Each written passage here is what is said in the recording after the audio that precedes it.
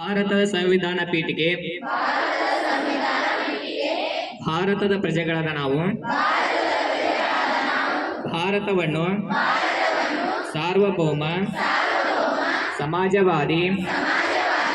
ಧರ್ಮ ನಿರಪೇಕ್ಷ ಪ್ರಜಾಸತ್ತಾತ್ಮಕ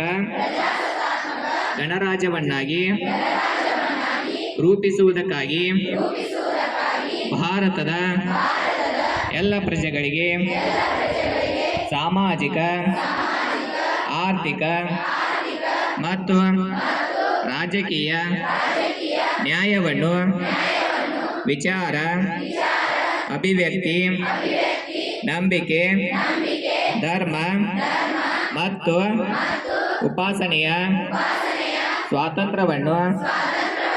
ಸ್ಥಾನಮಾನ ಮತ್ತು ಅವಕಾಶಗಳ ಸಮಾನತೆಯನ್ನು ದೊರೆಯುವಂತೆ ಮಾಡುವುದಕ್ಕಾಗಿ ವ್ಯಕ್ತಿ ಗೌರವ ದೇಶದ ಏಕತೆ ಮತ್ತು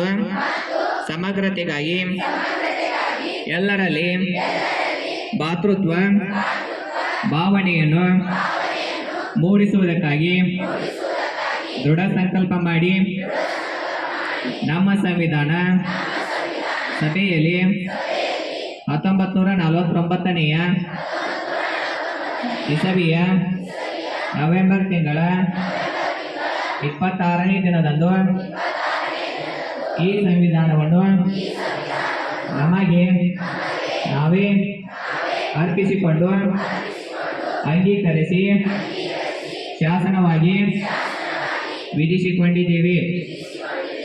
ಬೋಲೋ ಭಾರತ್ ಮಾತಾ ಕಿ ವಂದೇ